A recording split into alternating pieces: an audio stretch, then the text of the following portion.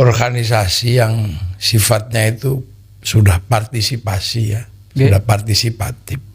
Artinya bahwa ikut NU itu ya menghidupi organisasi, menghidupi kegiatan ke-NU-an. Makanya sampai sekarang ya NU di tingkatan bawah nggak ada perubahan apa-apa ya, yang masih juga ada yang ngurus, ada orang mati ya masih ada yang ngurus, mau tibaan ya masih ada yang mimpin, manakiban ya masih ada. Jadi di bawah NU sih kayaknya nggak ada apa-apa di bawah.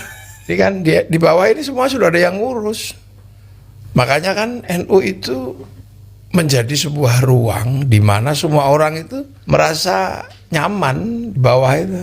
Ada yang kelas kiai, yang ngurus kekiaiannya. Ada yang ngurus NU, yang basicnya ya setengah-setengah abangan. Setengah abangan. Ya semuanya ikut NU, ada bandar dadu, ada apa. Jadi NU ini kompleks, semua diajak naik gitu lah. Makanya kalau semuanya diajak naik kayaknya kurang pas juga. Kalau tiba-tiba yang di atas ada orang naik diturunin itu kan juga nggak pas lah. Kalau kita di bawah ini kan semua kita ajak naik, semua dirangkul. Semenjak Mbah Hasyim Asy'ari kan semuanya dirangkul. Coba merangkul yang bahkan yang ideologinya agak beda. Mbah Hasyim pernah merangkul dari berbagai macam organisasi, misalnya lewat MIAI, Majelis Islam A'la, terus kemudian Masyumi. Ya, karena sebenarnya NU ini kan menggunakan prinsip-prinsip dasar membawa Islam ke tempat di luar Arab kan gitu. Prinsipnya kan sebenarnya. Kalau Nabi kan prinsipnya satu di Arab sana. Dokumentasi Al-Qur'annya kan wakafa billahi syahida Muhammadur Rasulullah. Terdapat teman, walladzina ma'ahu sudah dikerjakan oleh sahabat. Ribut sama orang kafir, asyidda walal kufar. Terus rekonsiliasi kan, yang ribut, yang tadinya musuh apa. Jadi rekonsiliasi, ruhama ubainahum, tarahum ruka'an sujada, yabtaguna fadlan minallah, waridwanan simahum fi wujuh min atharis sujud. Nah setelah itu kan kemudian proses itu selesai. Islam bergerak keluar. Dzalika mathaluhum fit Taurat, mathaluhum fil Injil kazar'in. Islam itu digambarkan seperti tanaman. Makanya ada yang nanam ke Eropa, Tariq bin Ziyad, ada yang nanam ke Afrika, sahabat Salman, sahabat Bilal, ada yang nanam ke Cina, sahabat Sa'ad bin Abi Waqqas. Nah ada yang nanam ke Indonesia. Nah prinsip nanam ini kan ya bibitnya sama kan. Rukun iman, rukun Islam. Nah, semuanya manusia ini harus ditanami. Gitu loh, makanya di sini ada lirik-lirik tandure. Usumi dari sebenarnya kan prinsip nanam. Nah, ini ada yang nanam, ada yang baru nanam, misalnya baru nanam ke perdukunan, ya nanam. NU gitu, ada yang nanam ke Bromocora ya. Aja kan nanam ke situ. Misalnya kita nggak usah ribut dengan. Nah, ada yang nanamnya udah agak lama kan gitu. Misalnya kayak pondok-pondok tua itu nanamnya udah agak lama. Jadi Lirboyo, jadi Sidogiri, jadi Tebu Ireng itu kan nanamnya udah agak lama. Tapi kan banyak sekali penanam-penanam baru. Ada yang nanam lewat selawat, ada yang nanam lewat apa misalnya konten-konten itu. Ada yang nanam baru ngerengkul perdukunan misalnya. Misalnya satu contoh kayak Samsudin itu kan nanam di tingkatan perdukunan kan gitu. Ya sebenarnya gitu, makanya semuanya dirangkul oleh NU itu. Jadi nggak ada terus kemudian orang dibuang dari NU itu. Semuanya ayo naik direngkul. Pengurus gitu kan, karena pengurus ini kan dipaksa berpihak kan di tengah konflik kan. Itu aja sebenarnya. Mau berpihak pada Rois Am, berpihak kepada Tanfid, cuman gitu aja, makanya mereka jadi ngurus. Kalau nggak ada persoalan blok-blokan gitu kayaknya juga nggak ada. Mereka ya kembali manakiban. Kalau pengurus itu pastilah, karena kan pengurus ini dipaksa berpihak kan. Karena kayaknya juga ada yang sudah jalan-jalan ke bawah. Nggak tahu itu prinsipnya apa, mau bikin blok mana. Tapi prinsipnya dua, bloknya Rois Am sama blok Ketua Tanfid itu kan, karena maksa ke bawah. Sebenarnya kalau mereka nggak turun ke bawah ngajak orang, kayaknya juga dibiarin aja kok konflik itu, kayaknya nggak ada yang ngurus. Ya udah konflik lah. Apalagi cerita konfliknya ini kan cerita yang menurut saya kecil sekali tuh urusannya itu. Kecil lah kalau ribut persoalan 100 miliar gitu. 100 miliar itu kalau di Indonesia kan duit kecil sekali tuh. Jadi satu Jawa Tengah aja mungkin, atau mungkin se-Jawa Tengah lah harga ini apa perputaran harga bayam sehari itu di atas lah 100 miliar. Itu kan duit kecil sekali dibandingkan negara yang sedemikian gede. Resources yang dimiliki negara ini berapa ribu triliun. Kayaknya banyak juga ada orang 100 miliar itu yang punya duit segitu aja pribadi per pribadi. Kayaknya nggak itu deh urusannya gitu lah. Nggak itu urusan. Enggak lah, itu kan duit yang kecil sekali. Itu duit 100 miliar itu bayar apa? Listriknya PBNU aja selama musim 5 tahun kayaknya udah nggak cukup. Itu kan duit kecil kan. Kalau malu sih enggak ya emang baru duitnya baru segitu soalnya. Mau gede lagi juga gak ada. Ya di bawah nyantai-nyantai aja kok kayak gitu. Karena sudah ada yang ngurus semua. Ini sudah pengurusnya masing-masing. Apa yang ada di NU baik diniyah itu maupun jamiah yang sifatnya adalah muamalah itu sudah ada yang ngurus. Coba aja.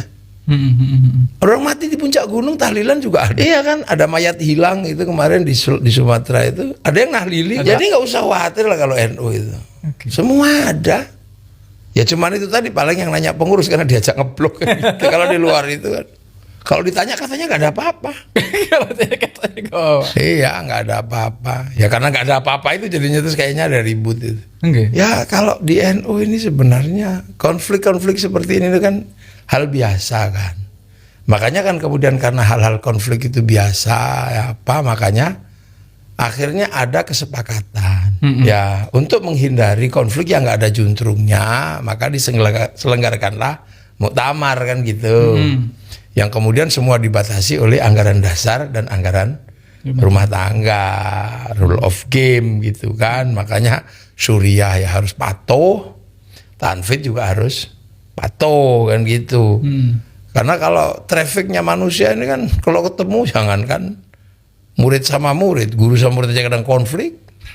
Maka biar nggak konflik dibikin nidom gitu kan, dibikin aturan. Siapapun harus patuh di aturan itu. Maka dengan alasan apapun siapapun nggak boleh melanggar aturan itu. Nah aturan itu diputuskan di muktamar gitu loh. Jadi sesungguhnya kan sudah gampang untuk menyelesaikan. Kalau persoalan manusia konflik ya dari dulu. Habil Qabil aja konflik, anaknya Nabi kan konflik. Terus kita lihat konfliknya manusia ini kan sudah beraneka macam konfliknya. Dari konflik dengan Nabi sampai konflik dengan Tuhan. Jadi artinya kalau ada konflik manusia dengan manusia itu kan hal yang nggak terlalu inilah.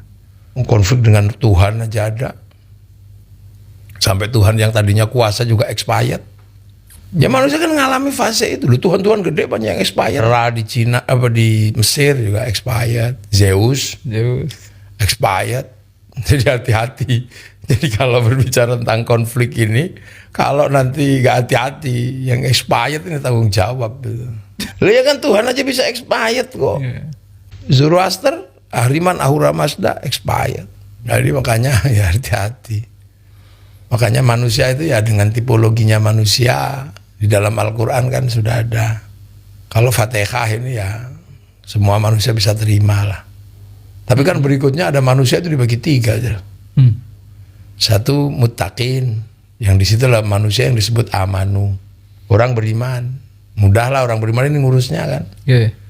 Kemudian di situ alladzina kafaru, ya mudah juga ngurusnya kan kafaru ini.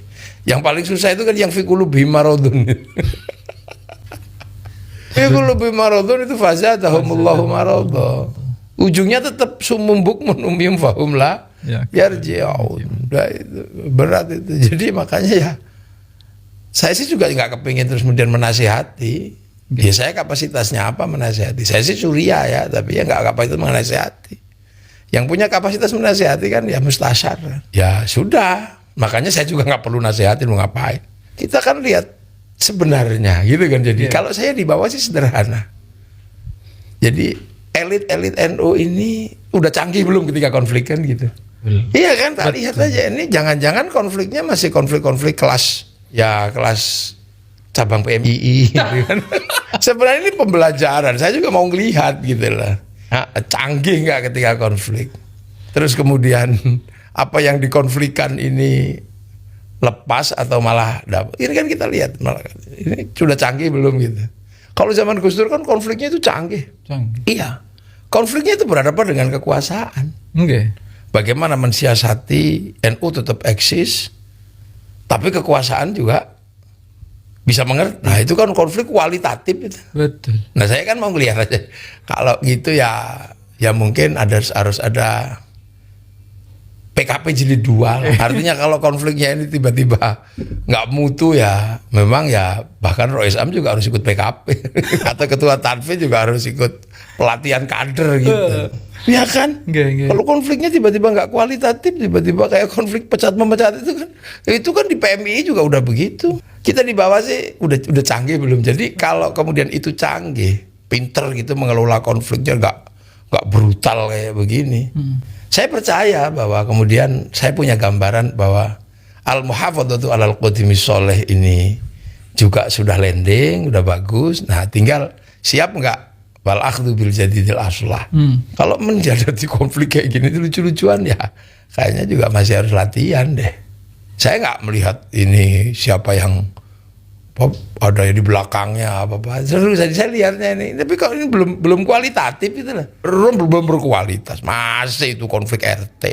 Masih kelas lah mungkin basicnya karena NU itu basicnya masyarakat menengah ke bawah. Ini masih konfliknya kelas bawah ini belum ada yang kualitatif. Baru ngotot-ngototan kayak.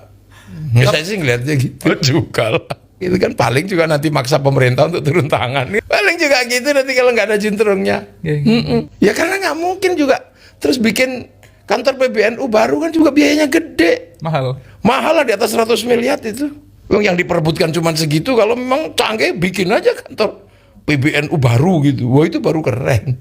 Nanti setelah konflik ada PBNU baru kan enak itu kantornya. PBNU bersatu, nah kantor yang lama bisa dipakai apa lagi kan gitu. Nggak ada itu gimana? Kalau konfliknya keren gitu ya bikin paling muktamar juga kecil-kecil ini. Orang muktamar itu tanggungannya gede. Mahal kan Gus? Mahal lah muktamar itu, nanti ada yang jualan soto, ada yang jualan apa. Kalau penjual sotonya sih seru-seru aja sebenarnya. Kalau semakin rajin muktamar kayaknya semakin seneng gitu. Nggak serius gitu lah. Jadi orang yang, kalau saya soalnya ngelihatnya ini, saya ngikuti perkembangan konflik di PKB. Kalau PKB kualitatif. Iya, sekarang jadi partai gede. Ini kita lihat ini jangan-jangan lucu-lucuan itu nanti kan. Saya nggak ngeliat ini konflik ini. Jadi makanya ya udah biar didengar aja ini saya ngomongkan. Tak lihat ini konflik ini kualitatif atau enggak. Bisa masuk ke lini-lini yang dicita-citakan oleh NU atau enggak. Kalau tiba-tiba kemudian hasil konflik malah lini-lini yang tadi dicitakan NU yang udah mulai masuk malah mundur lagi. Ah ini konflik ini kelas sudra, bener-bener kelas sudra ini. Jadi ketinggian kalau disebut ada Sengkuninya, ada apa itu kan konflik kesatria itu. Kan mulai ada Sengkuni, itu kan konflik kesatria, Kurawa, Pandawa itu kan. Itu kelas-kelas Brahmana itu. Ini kayak kelasnya apa? Belum sampai ke situ lah. Ini masih otot-ototan ADRT kok. Nah, itu kan konflik di cabang PMI. Ya, saya nggak khawatir sebenarnya. Saya mungkin orang yang nggak terlalu khawatir itu. Kalau capaiannya nanti lini-lini yang tadinya nggak bisa ditembus kok bisa ditembus karena konflik ini, nah itu baru kualitatif. Iya, kalau yang diperebutkan nggak dapat, lini-lini yang tadinya bisa ditembus malah mundur. Di antara yang diperebutkan itu kan tambang, pengelolaan tambang. Ya itulah mungkin karena nggak bisa mengelola akhirnya juga ribut. Kalau bisa ngelola kan dari awal sudah dikelola kan udah beres. Ya karena sebenarnya gini loh ya. Jadi kalau saya ngelihat prinsip nanam ini deh, prinsip kazarin seperti tanaman. Islam itu seperti tanaman. Di Indonesia ini kan keren kan. Bener-bener akhraja syat'ahu fa'azaru fastaghladha fastawa ala suqi ujibu zurra'a liyaqidha bihimul kufar. Bener-bener mendominasi. Pasar Islam ini bener-bener jalan di sini. Ya, pasar Islam bener-bener jalan dan kita terbuka gitu. Enggak, yang di Eropa nggak jalan. Nah ini kan mestinya dikomunikasikan ke internasional. Yang mengkomunikasikan? Rois Am dong. Iya kan. Nah Tanfid ini melakukan komunikasi dengan organisasi yang setara dengan NU. Bisa jadi dengan organisasi Nasrani, bisa jadi dengan organisasi Yahudi. Jadi maksudnya apa yang dilakukan Gus Yahya itu sudah benar dengan udah benar-benar aja sebenarnya, ketemu Yahudi, ketemu Nasrani, negosiasi kan? Okay. Kan Gus Yahya tidak kemudian jadi Yahudi. Di sana aja yang bilang Gus Yahya Yahudi. Gus Yahya melakukan, udah benar negosiasi itu. Nah, kelanjutan berikutnya adalah Rois Am ini datanglah ke Soviet sana, ceritakan kenapa Islam yang di Indonesia bisa jalan, yang di Soviet macet, yang di Afrika. Oh, ini kan butuh kekuatan nalar dan berpikir yang ini. Ini tugasnya itu, karena yang lain udah ada yang ngurus. Yang ngajar Ali Bakta di kampung sudah ada, jelasin. Kenapa dominasi Islam di Indonesia itu jalan? Sunnah-sunnah yang berat bisa dijalankan di Indonesia. Yang di Afrika tumpul, yang di Cina tumpul, yang di Eropa tumpul, yang tajam itu kan di sini. Itu kalau dalam bayangan saya itu pekerjaan Rois Am. Ketemu dengan ulama-ulama Soviet, ketemu dengan ulama itu, jelasin. Kami di Indonesia begini, sampai mereka paham. Jelasin ke ulama-ulama Yaman itu. Dan jangan kemudian kita berkiblat kemana. Karena kita hari ini pasar Islam terbesar ada di sini. Dan itu kita kan terusnya para wali bisa nanam dan kita nerusin. Nah, Gus Yahya ya sopir ya, ngangkut barang kemana terserah mau. Kesepakatannya dulu begitu mestinya. Ya ketemu dengan Romo, ketemu dengan pastor. Kan, iya kelasnya kan kelas Gus Yahya, kelas Tanfit. Ya udah bener dong, ketemu Yahudi, ketemu Nasrani, ketemu orang ateis itu. Tugasnya Gus Yahya itu. Kelas internasional dulu Gus Dur begitu soalnya. Ya kan? Yang lain soalnya sudah ada yang ngurus. Coba deh urusannya dong. Manakiban ada yang ngurus. Saya di pondok setiap malam Jumat dari jam 8 sampai jam 2 pagi, jam setengah 2 pagi. Setiap itu masyarakat datang semua. Saya nggak pernah kok kemudian tanya kiai-kiai yang lain. Mereka terus tiba-tiba mau mulutan terus sumbangan PBNU, nggak pernah. Nggak pernah ada. Ada orang mati sampai 7 hari 7 malam ya nggak pernah ada, terus kemudian PBNU bantu itu yang enggak. Mereka sudah hidup, sudah ada yang ngurus. Tinggal PBNU inilah carilah urusan yang sudah tidak diurusi oleh grassroots. Yang nggak mampu diurus. Yang nggak mampu diurus oleh grassroots itu mesti diurus sama PBNU. Dan itu levelnya sangat elit. Elit dong, ngurus kekuasaan ini bagaimana? Ya kan?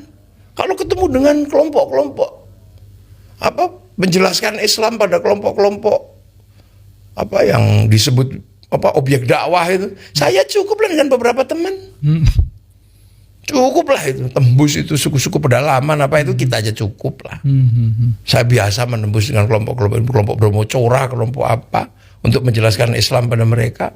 Itu sudah cukup banyak. Nah, urusilah sesuatu yang nggak bisa diurus sama grassroots, sama pengurus cabang, sama pengurus ini nggak bisa diurus, itu urusan PBNU, ya kan?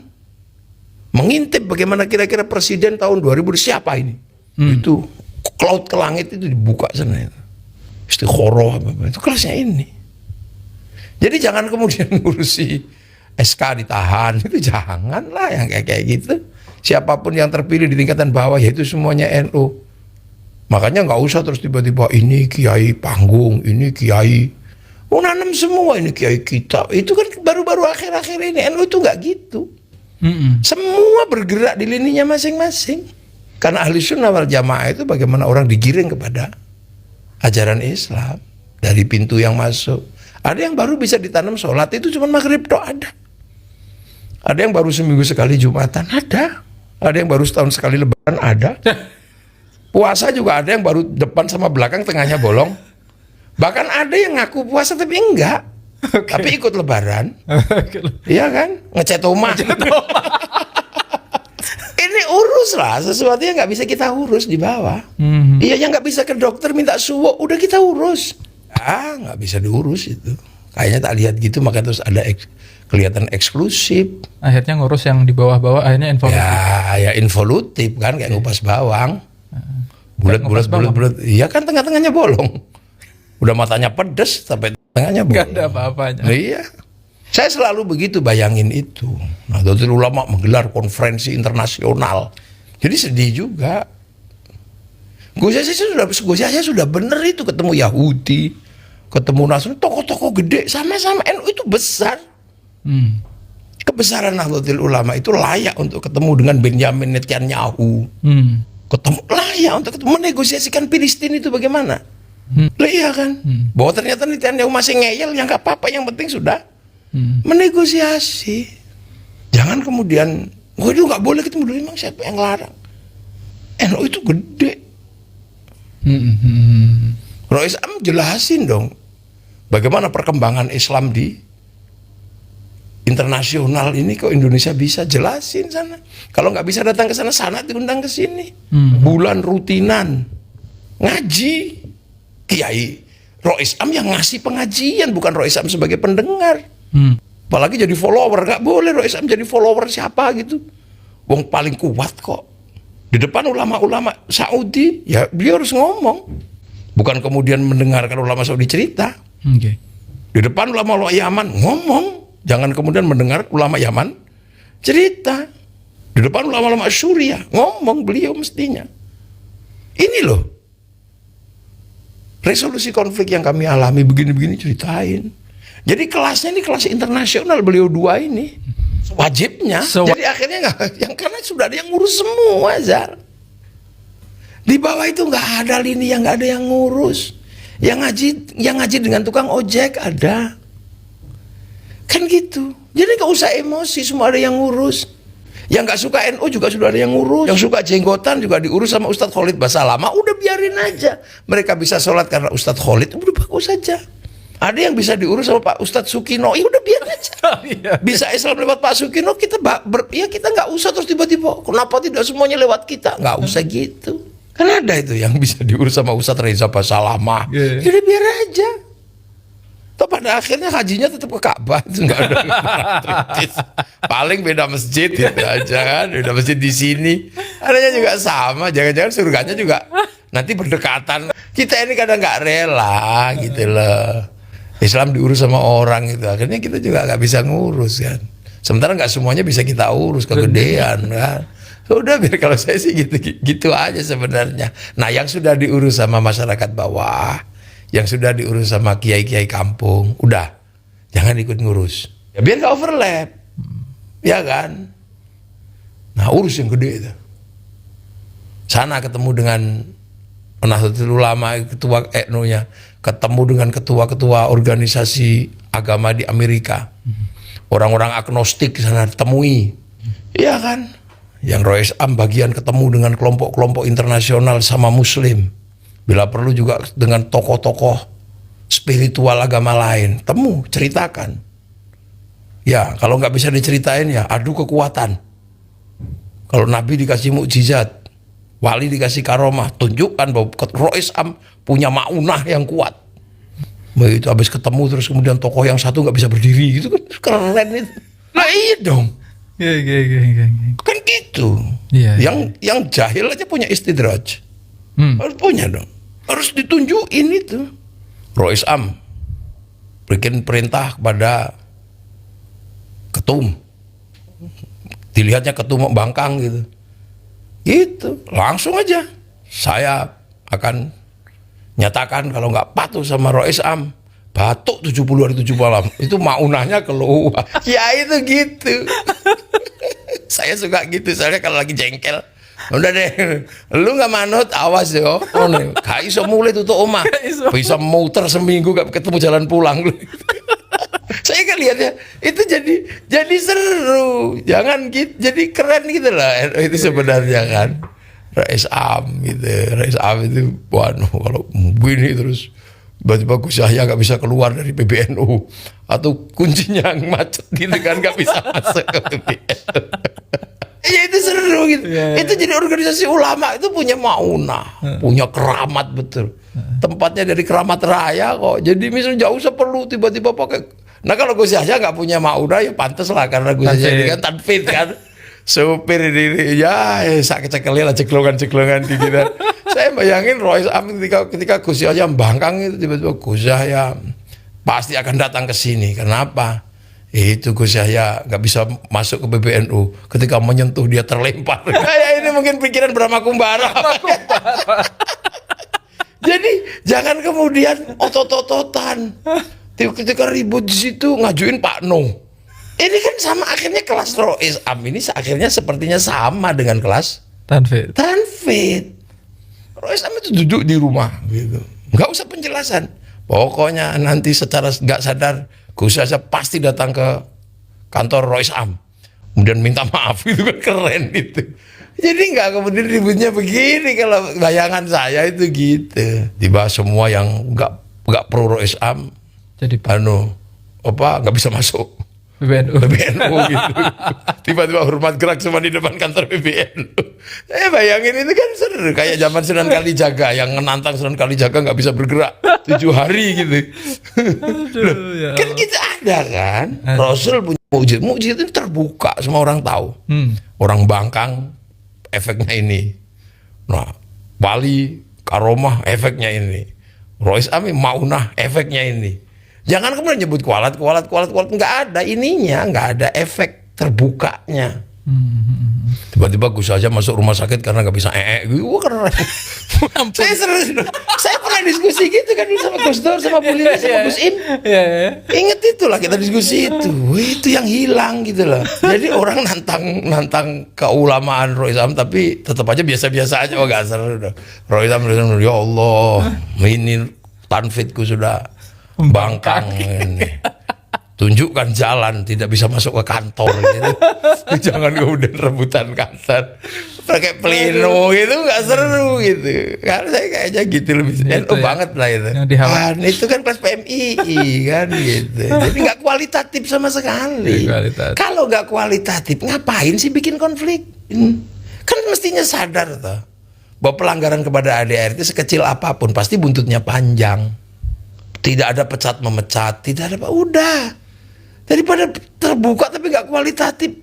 Anak sekarang itu pinter melihat dengan analisa-analisa sederhana. Ini nggak kualitatif. Jadi nanti lama-lama konflik, nggak mendengar. Iya. Hanya meneruskan wallahul muwaffiq ila aqwamit thoriq. Kalau nggak konflik nggak menarik kan, nggak seru.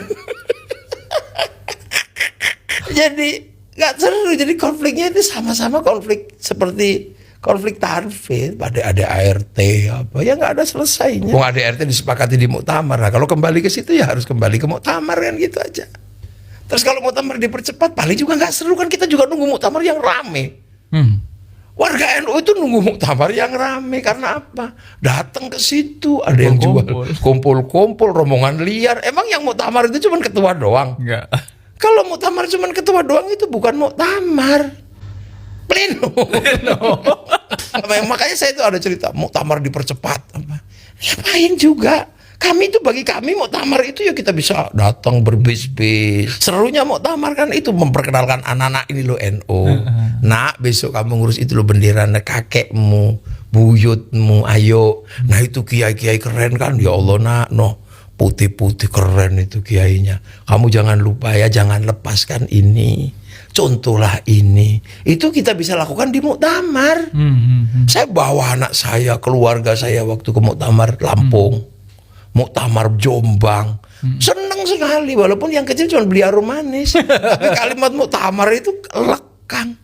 Tapi kalau kemudian ini muktamar 1, muktamar 2, terus tiba-tiba kecil-kecil, lah itu pendidikannya apa? Kan muktamar. Muktamirin itu nggak ada muktamir gitu. Jadi itulah saya kan. Jadi kalau tiba-tiba MLB muktamar luar biasa, ya kan terkasihan juga. Anak-anak kita kasih pelajaran apa? Kan gitu. Walaupun lempar-lempar kursi juga seru kok, nggak apa. Yang di dalam, yang di dalam, di luar kan tetap aja ketawa-ketawa cerita itu lo gendero NU kulo patayat itu. Ini perspektif masyarakat bawah ya. Saya nggak sedang tidak mewakili masyarakat elit yang mereka ini kan kelasnya memang sudah kelas elit. Tapi kan bahwa muktamar itu bukan sesuatu yang sederhana. Emang mereka mau mutusin pindah ketua gitu aja? Enggak juga. Muktamar itu milik umat, iya kan? Muktamar itu milik umat. Orang bisa kumpul, bisa jual es, bisa jual dawet, saling berkenalan antar cabang. Nanti gimana? Siapa tahu ada yang punya putri cantik apa kan biasa. Itu maka kemudian ada cerita muktamar dipercepat, muktamar luar biasa. Ngapain? Kesian kita nunggu 5 tahunan. Ya kalau ke pemerintah pasti, tapi kalau pemerintah turun tangan kayaknya juga enggak juga. Kenapa? Ya karena enggak menjelang pemilu kan. Emang pemerintah juga udah biarin aja capek-capek sendiri. Beling gitu. Saya presiden pun saya begituin.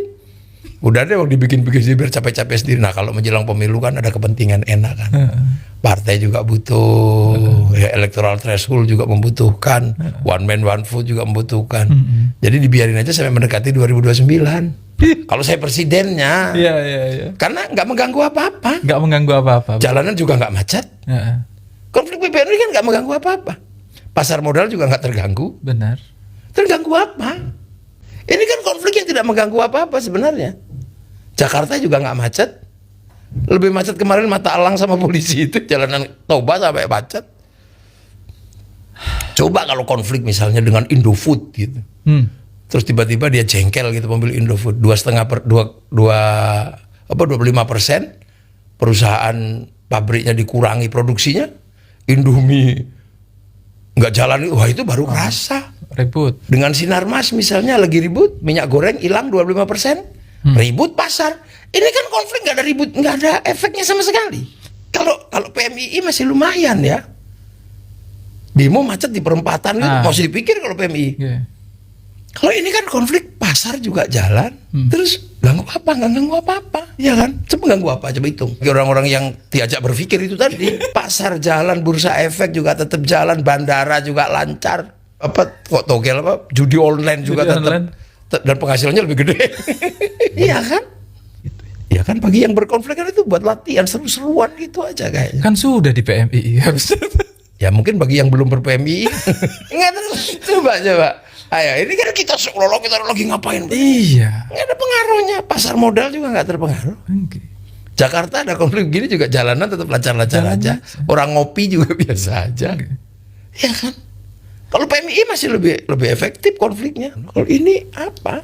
Makanya jadi saya kalau lihatnya di bawah ini apa sih ini konfliknya? Kayaknya nggak ada apa-apa. Paling orang berbondong-bondong datang ke sebuah hotel ikut pleno. Nanti berbondong-bondong ke kantor PBNU pleno. Nggak mempengaruhi apa-apa. Tambang yang diributkan juga tambang di sana tetap jalan. Belum jalan ini yang enggak, tambang yang orang-orang lain itu kan udah jalan. Coba. Semuanya jalan kok. Tambang batu bara, tambang nikel, tambang apa jalan. Pengeboran minyak juga jalan. Tidak mempengaruhi harga cabai juga nggak berpengaruh. Ya kan? Emang terus Merak-Bakahuni macet juga enggak. Ya ini jangan terlalu sensi lah ini orang pemerintah juga ngelihat ya udah biarin aja orang nggak mengganggu apa-apa dan lebih seru kan nanti bagi kelompok-kelompok politik kan sebenarnya lebih seru aja. Jadi nanti kalau pecah-pecah gini kan borongannya nggak satu pintu kan. Borongnya pintu ini kan lebih banyak jadi nggak mahal kan itu lebih murah. Kan butuh borongan. Iya. Ya kalau beli di pasar sendiri mahal. Kalau borongan kan juga, dan karena bakulnya tengkulaknya banyak jadi yang nggak mahal. Harganya murah biasanya. Ada persaingan harga. Ada persaingan harga lah. Ikut dia harganya segini, ikut aku segini gitu. Kalau loh, saya di bawah karena nggak ada apa-apa. Saya sehari itu bisa ketemu dengan 100.000 orang NU kan bisa ngaji itu pagi, siang, sore, malam 2. Saya itu keseringan 5 kali sehari. Satu tempat rata-rata di atas 5 sampai 10.000. Lah kalau kamu dari 5 tempat itu kan 100.000-an. Kemarin malah ketawa itu di Kudus itu saya bilang karena ketemu lurahnya kan. Lurah terus bilang, lurahnya kan kecil hitam gitu. Saya bilang, wah ini CEO yang menyamar. Itu malah orang ketawa semua, berarti kan semua nonton drama Cina. Jangan-jangan lebih populer drama Cina. Jadi nggak ganggu apa-apa, bener deh. Cerita tentang tambang, cerita tentang ini nggak ganggu tambang yang lain. Tambang yang lain juga tetap jalan, ngangkut batu bara juga tetap jalan, nikel tetap jalan. Mana yang terganggu? Coba. Apa Mulutan juga terganggu? Enggak juga. Punya kiainya masing-masing. Ada suka kiai yang sulit, ya milih kiai itu suruh pidato. Ada suka yang kiai yang ketawa-ketawa, ya pasarnya ada. Ngundang kiai yang kek ada. Ada yang suka kiai yang suka menghibur sambil bawa nyanyi, bawa organ juga ada, pasarnya juga ada. Terus ini dipikir terus nanti konflik terus Mulutan libur? Enggak juga. Ini menjelang Isra Mi'raj ini, waduh, saya udah nata tanggal aja udah pusing.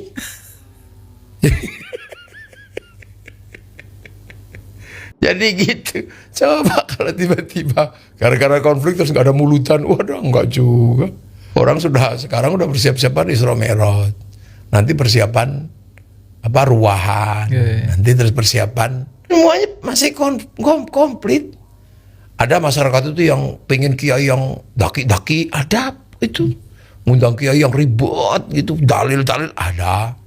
Ada yang pasar kiai yang dari awal sampai terakhir ketawa sampai ngakak sampai sekarang ada. Itu NU itu nggak akan pernah sepi gitu. Ada yang kiai yang pakai musik gitar ceng ada. Dan itu pasar itu udah NU biasa gitu. Nggak ada yang berubah. Bangun masjid juga masih jalan. Ya kan cobalah datang ke tempat saya itu dengan dinamika PBNU begini, apa kemudian orang datang ke tempat saya terpengaruh? Enggak juga. Iya, saya diolok-olok sama ini yang model begini. Oh enggak, pasarnya juga ada. Yang nggak suka sama saya nggak akan ke tempat saya, yang suka saya tetap aja datang. Ada yang kiai yang rumit, ya juga pasarnya ada. Keras gitu, dia ada yang datang ke situ, ya ada. Yang hobi basul masail ya, basul masail ya tetap ada. Bahkan orang NU yang hari ini kemana-mana masih keliling pakai sound horeg, NU itu masih aman kalau dibawa. Jadi apa artinya konflik ini? Ya latihan. Gitu. Tak lihat. Mahal sekali. Nggak mahal juga. Alah berapa sih dibandingkan dengan perputaran resources dan modal yang ada di Indonesia, berapa sih? Kecil banget kan? Loh, ada efeknya kalau keributannya mahasiswa. Dulu di perempatan bakar ban itu. Macet 5 kilo. Malioboro tuh.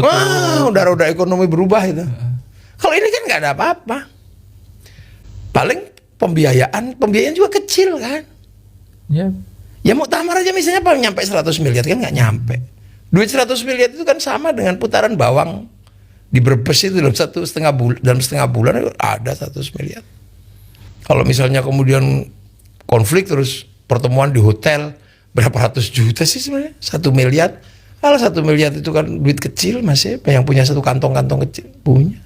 Nggak terlalu gede dibandingkan dengan Indonesia yang demikian gede, resourcesnya gede. Tambang yang diperlukan tambang cuma satu kerawuan gitu aja. Lebih banyak yang dikuasai oleh tambang-tambang besar. Ya udahlah. Kalau saya sih udah nggak ganggu apa-apa, udah biar aja nanti ganti ya tinggal ganti ya ganti. Ya kan. Kalau konflik politik mogok gitu, misalnya ya maaf ya, partai yang dilahirkan oleh NU, PKB gitu misalnya. Tiba-tiba memutuskan undang-undang apa terus mogok gitu, keluar walkout semua, ada itu pengaruhnya, kan gitu, ada pengaruhnya. Nah kalau PBNU pengaruhnya di mana coba? Ini kan nggak ada pengaruhnya. Iya kan, saya ngomong apa aja, bla-blaan aja apa adanya. Saya juga pengurus NU, saya ini Suriah. Jadi makanya saya nggak ikut-ikutan mau nggak ada. Tapi nggak konflik sama Tanfidia kan? Enggak lah, kita rukun-rukun aja. Paling juga kita dijadikan supporter. Tapi enggak lah, saya sibuk ngaji. Ya kan, keluar ngaji, di rumah ngurus tamu sambil ngaji. Ya. Terus saya sekarang ini sebenarnya ini pengaruhnya apa gitu? Ada, coba. Emang terus kalau ribut Keramat Raya jalannya juga macet kan juga enggak? Lancar-lancar aja depan kantor. Lancar aja. Apa yang macet? Terus orang Jumatan macet juga enggak? Apa tiba-tiba terus kemudian, nah baru kalau ada pengaruhnya, kalau tiba-tiba kiai yang konflik mogok ngimami sholat Jumat gitu, saya nggak lagi berkhutbah dan wah itu baru kerasa itu. Waduh umatnya kemana kiaiku gitu. Kalau hari ini tahu itu. Apa pasar Senen macet? Enggak juga. Ya kan, orang jual pecinya tetap laku. Malah yang jual baju koko, malah kokonya laku. Karena kalau konflik bawa orang dipacai kiai. Coba please, yuk hitung. Sebagai orang yang terdidik, kita hitung. Yang diributkan kecil sekali. Itu kalah sama 2 judi online. Baru bisa menjadi faktor dalam negara atau jadi bisa sebenarnya. Ya salah satu yang paling mungkin itu NU bikin DAU, Abadi Umat. Ya. Kalau selama ini diceritakan ada 120 juta orang, terus bikin DAU, 1 juta aja deh DAU, gitu, 1 juta per kepala, selama 5 tahun, itu ada duit 120 triliun. 120 bikin DAU 2 kali ada 240 triliun. Selama 15 tahun berarti bisa dihitung. Selama 20 tahun. Baru kemudian itu nanti ada pengaruhnya. Kalau pengurusnya begini nggak percaya umatnya. Nah, makanya itu baru ada pengaruhnya. Paling iseng gitu kalau misalnya kemudian taruh di bank pemerintah, terus kemudian menegosiasi negara, aku minta program ini gitu misalnya. Kalau nggak dikasih, ya udah duitku ditarik, baru kerasa. Pasti ampun itu baru faktor. Kalau masih gini-gini aja sih, nggak ada pengaruhnya. Gus Dur dulu pernah hampir bikin bank ya Gus? Bank Nusuma. Ya, tapi karena tahu kekuatan itu menjadi punya faktor, maka faktor itu harus dihilangkan. Gitu. Ya kayak bank syariahnya Raja Faisal kan dihilangkan kan akhirnya.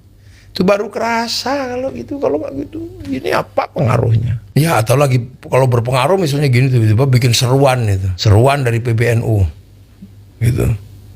Mari kita tanam kembali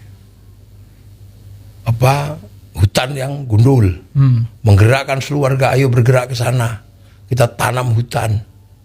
Setelah itu kita serahkan hutan kepada pemerintah. Baru warga NU kumpul semua, seluruh sungai di Jakarta, mari kita bersihkan dalam waktu 1 hari.